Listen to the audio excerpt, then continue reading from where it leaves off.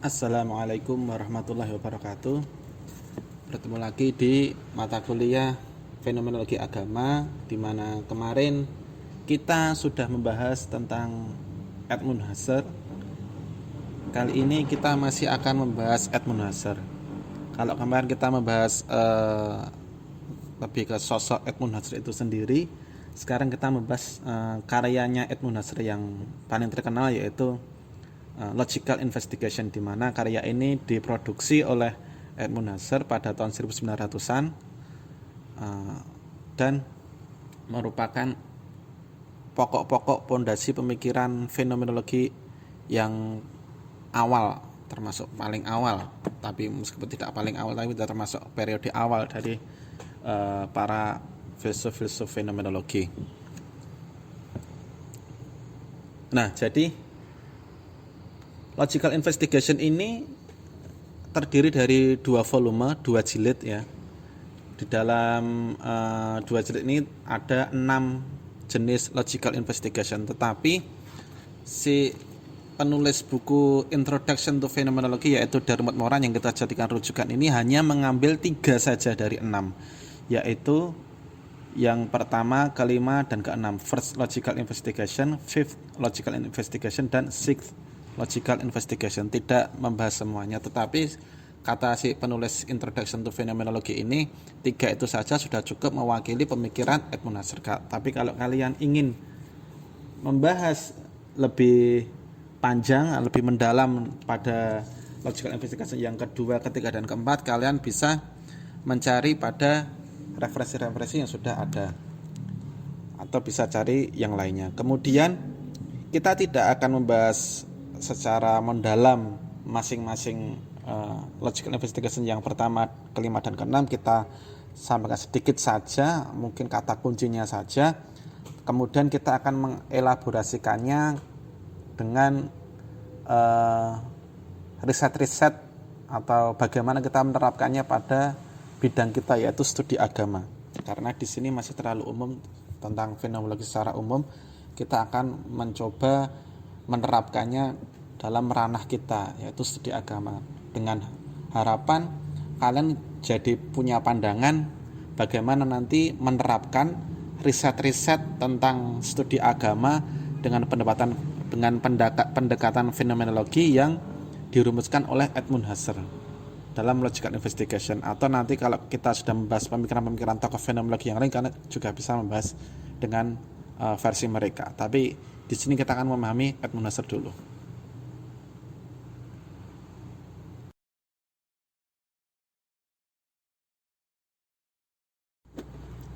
Ya, kita mulai membahas tentang Logical Investigation yang pertama. Nah, di sini ada beberapa kata kunci yang kita akan bahas sekilas. Yang pertama, sign atau tanda gitu ya. Nah, tanda ini meliputi 2 hal, yaitu expression dan indication. Nah, sebuah tanda itu bisa memiliki ekspresi dan bisa memiliki indikasi. Yang pertama kita akan membahas indikasi dulu. Nah, jadi ketika kita melihat asap, ada sebuah asap, ada kepulan asap, kita pada umumnya akan berpikir bahwa oh, berarti ada api. Oh, berarti ada yang sedang bakar-bakaran atau sedang menyalakan api, menyalakan rokok, obat nyamuk, dan semacamnya. Ada sedang, kita bisa berpikir seperti itu. Maka asap tadi yang kita lihat pertama tadi, sebelum kita menyimpulkan bahwa ada api dan sebagainya, asap yang muncul tadi itu adalah sign, adalah tanda. Sedangkan api, bakar-bakarannya itu adalah indikasi. Nah, pada dialog sign dan indication seperti ini tidak memerlukan proses mental, atau ya kalau menggunakan proses mental ya cuma sedikit saja, tapi itu sudah menjadi sebuah logika saja, sebagai sebuah bukan logika juga, tetapi sebuah kausalitas gitu ya, sebuah kausalitas. Nah, jadi kita tidak perlu banyak proses mental untuk menjelaskan bahwa kalau ada asap pasti ada api. Nah, kemudian selain indication, sense ini juga adalah sebuah expression. Ada sebuah makna. Nah, ketika sebuah tanda ini diberi makna, nah itu maka itu menjadi sebuah ekspresi. Saya ulangi, ketika sebuah tanda itu diberi makna, maka itu menjadi sebuah ekspresi. Nah, di sini ketika sudah kita memberikan makna, disitulah mulai ada proses mental, ada sebuah logik. Sebuah asap itu kalau kita lihat secara indikasi, ya berarti asap itu adalah tanda atau indikasi adanya api, adanya proses bakar membakar dan sebagainya. Tetapi kalau asap itu kita maknai, kita beri makna, nanti akan menjadi sebuah ekspresi. Dalam hal ini kita bawa ke ranah studi agama ya. Misalnya kita melihat ada orang membakar dupa. Kita kalau melihat secara indikasi ya berarti itu ada asap ya. Kalau membakar dupa kan ada asap. Itu ada asap.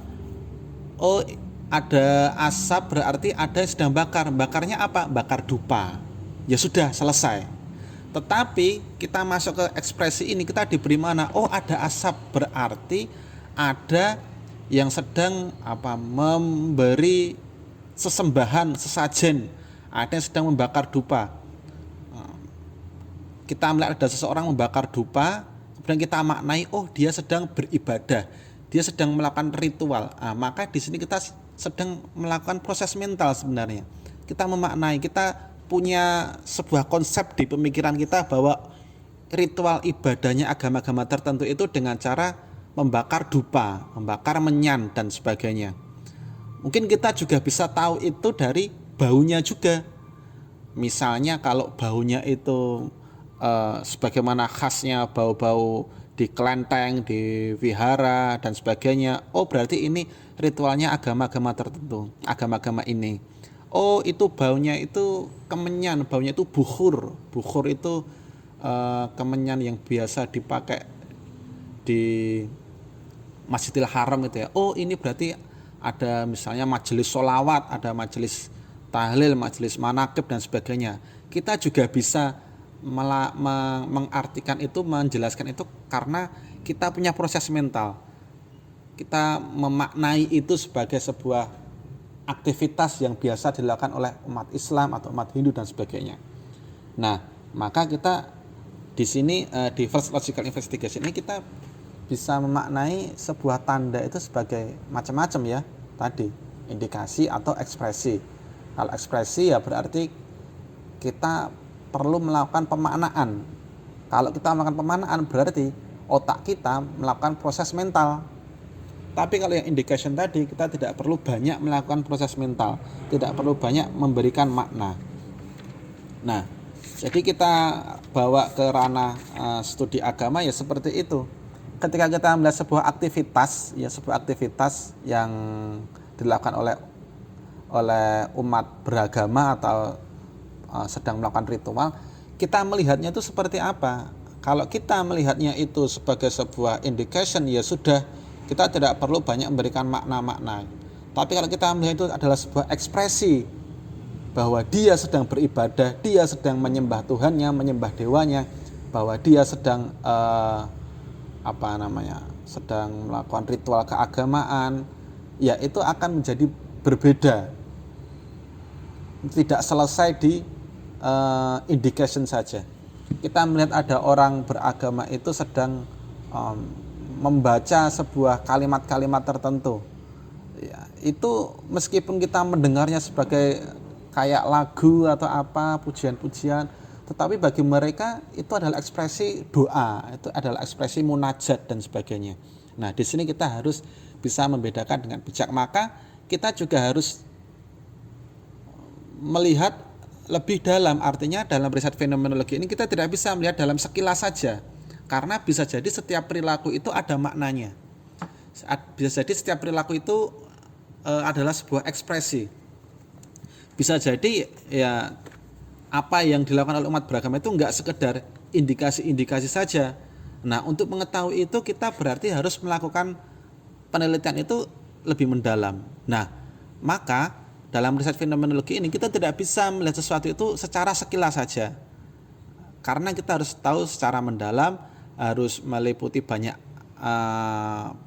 perspektif supaya kita bisa mengetahui, oh ternyata ini tuh ada maknanya, oh ternyata ini tuh adalah ekspresi beribadah, oh juga kita bisa mengartikan, oh ternyata ini tuh nggak ada maknanya, oh ternyata ini tuh cuma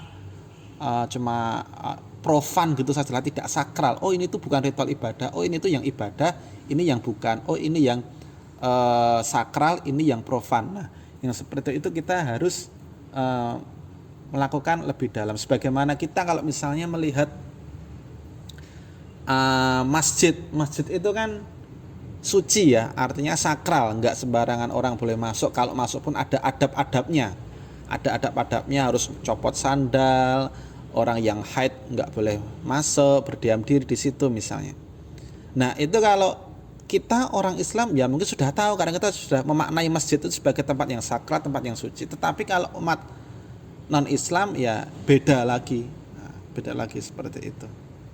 Jadi kita untuk mengetahui mana yang diberi makna dan mana yang cuma indikasi saja harus mendalam. Masjid nggak boleh masuk bawa sandal, itu orang non Islam mungkin mengiranya oh itu biar tidak kotor, biar tidak biar tidak kotor gitu saja. Tapi orang Islam sudah beda lagi, sudah masjid itu suci, nggak boleh dikotori, kalau notoroti najis, kalau najis nanti nggak bisa buat sholat. Kemudian pakai dalil-dalil an-nadhafatu minal iman, innallaha yuhibbut tawwabin wa yuhibbul mutatahhirin dan sebagainya. Maknanya kan lebih kompleks karena umat Islam memberikan makna yang mendalam. Karena itu ekspresi ibadah mereka, ekspresi mereka mengsakralkan masjid. Beda dengan orang non Islam yang mengartikan masjid paling cuma kayak rumah biasa yang sebagaimana kalau kita masuk rumah ya copot sandal gitu saja. Beda, tetap beda. Rumah sama masjid tetap beda. Sama-sama nggak pakai sandal, tetapi beda. Nah, seperti itu. Jadi kita harus memaknai lebih dalam dan lama. Kemudian kita ke logical investigation yang berikutnya, yaitu logical investigation yang kelima ya. Jadi setelah yang pertama kita loncat kelima. Di logical investigation yang kelima ini kita membahas sebagaimana pertemuan kemarin, yaitu intentionality. Nah, jadi intentionality ini meliputi ya interpretative sense atau indera untuk mengartikan, menginterpretasi gitu ya, menafsirkan, juga structure of act, struktur dari sebuah perilaku gitu. Nah, sekilas kita ulang dari intentionality itu sendiri. Apa sih intentionality itu? Jadi ketika kita sedang melakukan sesuatu, mengamati sesuatu atau mengalami sesuatu, itu kan kita butuh sebuah kesadaran. Nah, kesadaran ini meliputi banyak hal. Kesadaran itu kan selalu mengarah kepada sebuah objek. Jadi ketika kita melihat sebuah objek, sebuah fenomena itu ya kita pakai kesadaran atau tidak, kita pakai intensionalitas atau tidak. Karena ada yang terjadi di sekitar kita, fenomena yang terjadi di sekitar kita, atau benda yang ada di sekitar kita, tapi kita tidak menyadari hal itu, tidak memberikan perhatian kepada itu. Nah, maka nanti akan beda dengan orang yang memperhatikan atau ya menyaksikan, melihat, meneliti dan semacamnya terhadap fenomena atau benda yang ada di sekitarnya.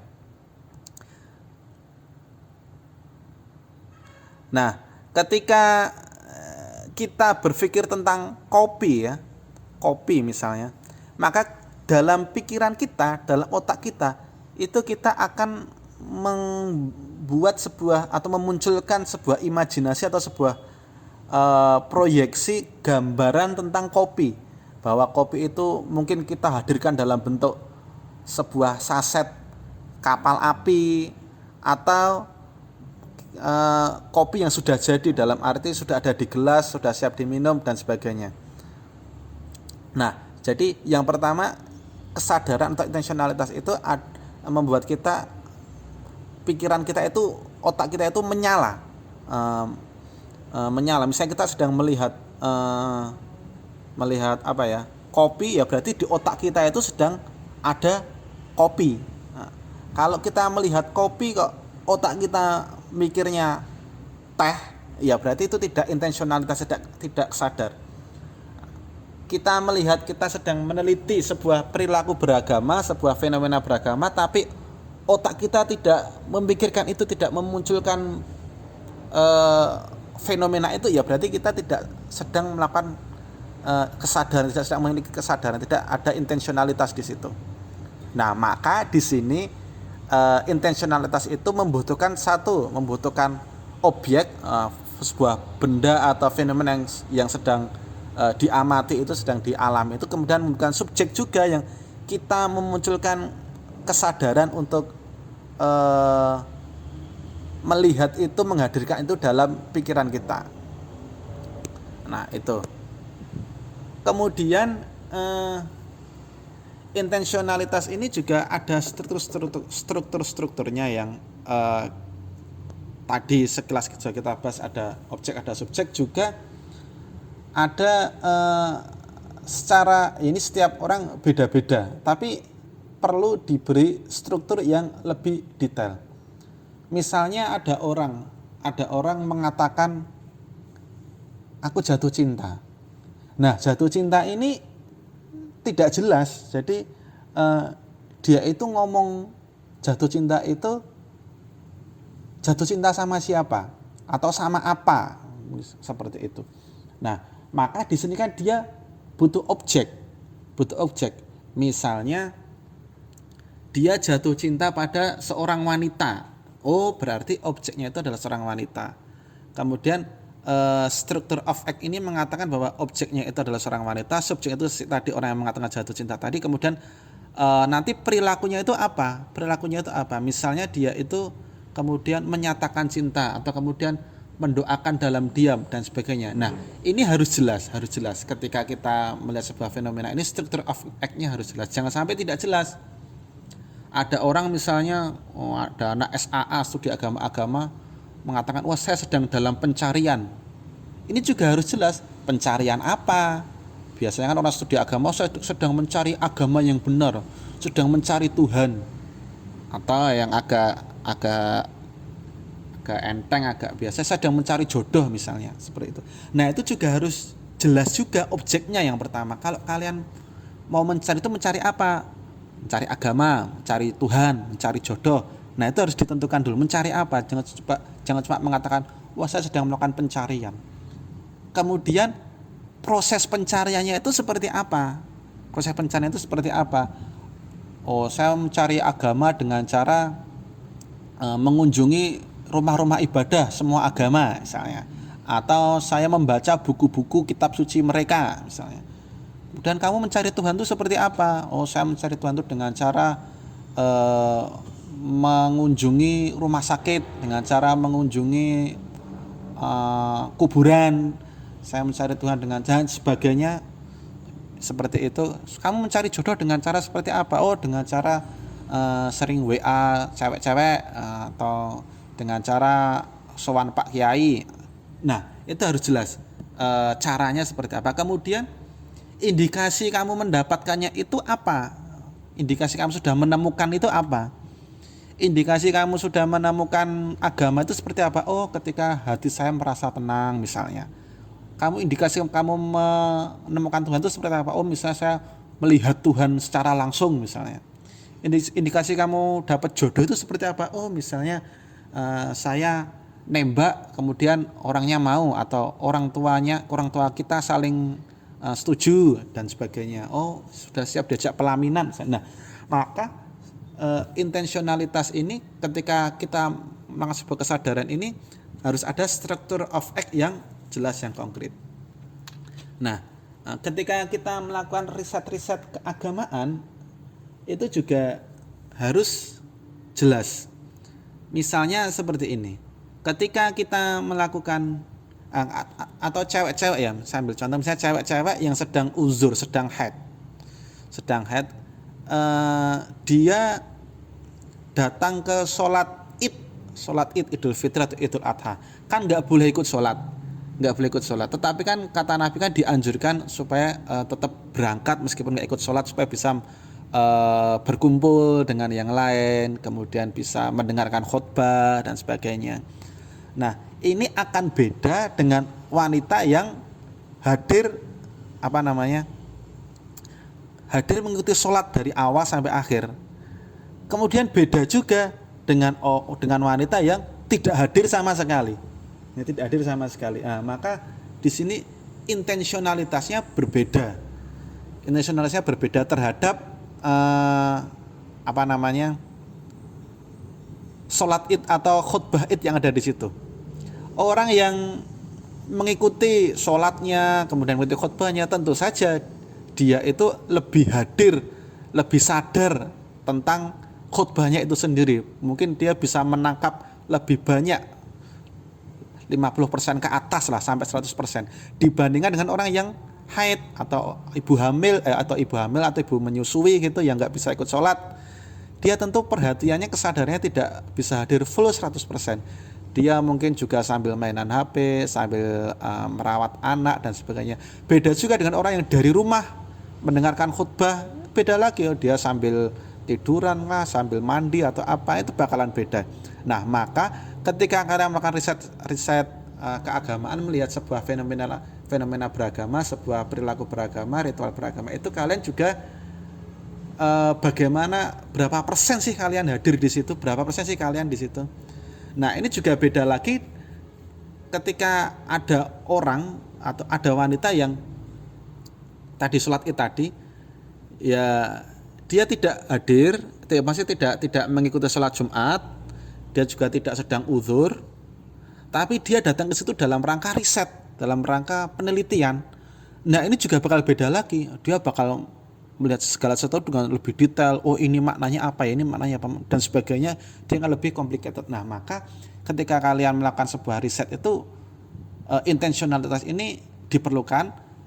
Dan juga kalian juga harus tahu juga objek yang kalian teliti itu, dia itu sadar juga atau tidak, dia itu memiliki intensionalitas atau tidak. Nah, ini penting. Jadi ada dua intensionalitas yang perlu dipahami, yaitu intensionalitas pengamat itu sendiri, yaitu subjek atau kalian yang sedang melakukan riset, juga intensionalitas atau kesadaran dari yang kalian teliti itu sendiri.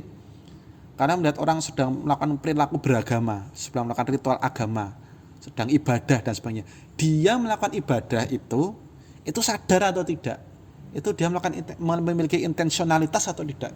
Dia itu melakukan ibadah itu memang benar-benar, ya istilahnya kalau sholat itu lillahi ta'ala apa tidak, atau cuma sekedar dia melakukan karena kita melihatnya, karena kita sedang meneliti, atau dia melakukan itu karena paksaan, atau dia melakukan itu karena rutinitas belaka saja, tidak ada maknanya. Nah, ini kan menjadi sebuah pertanyaan. Untuk mengetahui itu, dia itu sadar atau tidak, dia itu memiliki intensionalitas atau tidak, tentu saja itu butuh banyak hal, butuh banyak waktu. Nah, kita harus membutuhkan waktu yang lama supaya kita benar-benar bisa menyimpulkan bahwa dia melakukan itu secara sadar dan memiliki intensitas ketika melakukan ritual itu, melakukan ibadah itu. Nah, itulah pentingnya fenomenologi.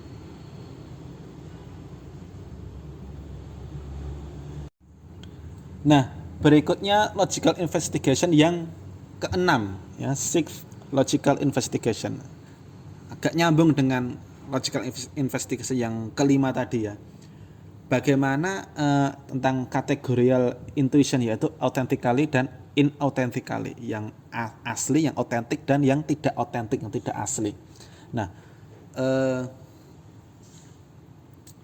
jadi ketika kita melihat sebuah fenomena, sebuah benda, itu kita sudah memiliki intuisi, sudah memiliki dari alam bawah sadar kita bahwa dia itu gini, dia itu gitu dan sebagainya. Jadi kita bisa menyimpulkan sebuah semacam a priori. Nah, Meskipun di fenomenologi ini sebenarnya kita mengesampingkan a priori, tapi intuisi ini ya kita sebenarnya punya bekal, punya apa namanya ya, punya ya intuisi itu.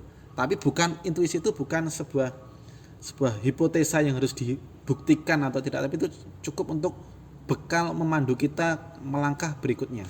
Nah, jadi ketika kita melihat sebuah fenomena atau objek itu kan tentang intensionalitas tadi, kesadarannya tadi itu asli apa tidak. Nah, ini kan menjadi pertanyaan karena manusia itu tempatnya apa ya, complicated sekali, rumit sekali. Manusia itu tidak bisa hitam putih. Kita melihat orang tersenyum itu kita tidak bisa memastikan bahwa oh dia sedang bahagia, oh dia sedang good mood. Tidak bisa.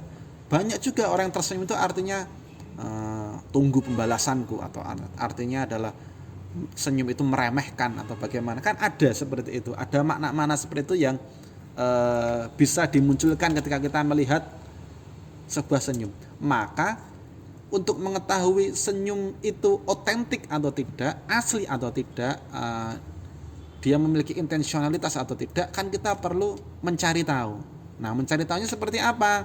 Mencari tahunya dengan cara penelitian fenomenologi ini kita menggali lebih dalam bahwa mungkin senyum itu maknanya ada banyak. Nah, kita cari tahu senyum yang itu tuh seperti apa toh. Nah, kita melihat ada orang yang diejek, dibully dan sebagainya, orangnya cuma tersenyum. Nah, kita nggak bisa menyimpulkan oh tersenyum itu artinya dia itu ikhlas, ridho, dibully dan sebagainya. Bisa jadi dia senyum itu karena dia merencanakan sesuatu yang jahat. Nah, itu kita cari tahu nanti. Misalnya ada A membuli B cuma senyum-senyum aja. Nah, kita teliti kira-kira nanti B akan membalas apa enggak ya. Oh, ternyata membalas. Oh, kita secara awal bisa menyimpulkan bahwa oh berarti senyuman tadi bisa artinya membalas, atau senyumnya tadi artinya oh dia bakal melaporkan ke orang tua, melaporkan ke polisi dan sebagainya, atau dia diem-diem aja, pasrah aja, oh senyumnya itu berarti artinya gini. Nah, ini kita perlu mencari tahu.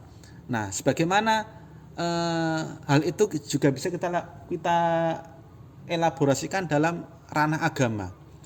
Dalam ranah agama itu kan complicated sekali. Kita tidak bisa melihat manusia itu secara dohirnya saja ya. Meskipun ya kalau secara syariat ya kita melihat manusia itu secara dohirnya saja. Sebagaimana kata Nabi kan, nahnu nahkumu bidzawahirikum, kita tuh melihat yang dohir-dohirnya saja. Yang batin itu kita tidak tahu. Nah, tetapi di riset fenomenologi ini kita kalau ingin mengetahui lebih dalam ya kita memang harus mengetahui bahkan sedetail-detailnya, sebatin-batinnya itu. Sebisa mungkin, meskipun kita tidak bisa menyimpulkan 100% ya, tetapi kita fenomenologi mendekati 100% itu bisa. Ketika seseorang memberikan infak, memberikan sedekah, nah, kita mungkin akan melihat dia melakukan infak sedekah dengan apa, maksudnya dengan cara diumumkan, dengan cara riya. Kita menyimpulkan riya seperti itu. Wah, dia kok pamer ya, dia sedekah jutaan diumumkan ke orang-orang. Kita mungkin melihatnya itu negatif ya.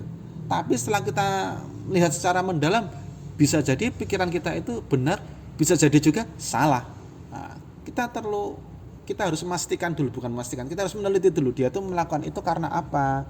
Oh, mungkin dia itu uangnya itu memang bukan uang dia, misalnya uang itu uang kantor ya, wajar dia harus mengumumkan karena itu pertanggungjawaban dia kepada atasan bahwa uangnya sudah diinfakkan, disedekahkan dan sebagainya, bukan uang pribadi yang seperti itu.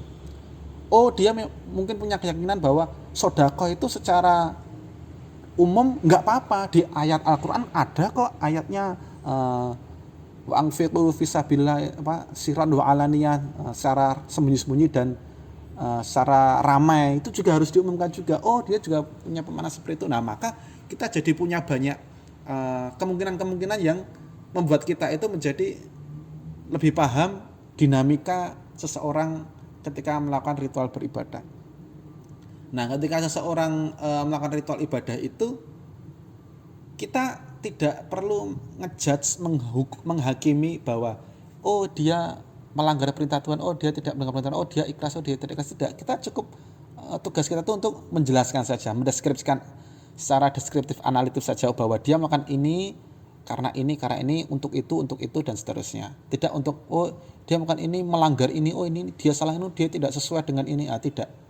Nah, meskipun itu disampaikan tidak apa-apa, tapi itu bukan dalam rangka menghakimi. Tugasnya dalam studi agama ini kita menjelaskan, sehingga orang-orang yang tidak melakukan riset fenomenologi, orang-orang yang tidak sempat untuk mencari tahu, berkat jasa kita mencari tahu, dia jadi paham, ternyata dia itu seperti ini. Akhirnya kita nggak menilai jelek, tidak merendahkan dan sebagainya. Ada orang sedekah terang-terangan kita langsung hilang respect, enggak. Dia punya alasan sendiri yang mungkin kalau kita sudah mendengar penjelasannya kita jadi setuju, kita jadi memahami. Nah, seperti itulah pentingnya riset fenomenologi. Nah, nanti riset-riset kalian, penelitian-penelitian kalian, skripsi kalian juga nanti diharapkan seperti itu, membuat orang-orang yang tidak tahu atau tidak sempat mencari tahu menjadi tahu, menjadi paham, akhirnya menjadi lebih empati, simpati dan lebih toleran, lebih moderat seperti itu. Terima kasih. Assalamualaikum warahmatullahi wabarakatuh.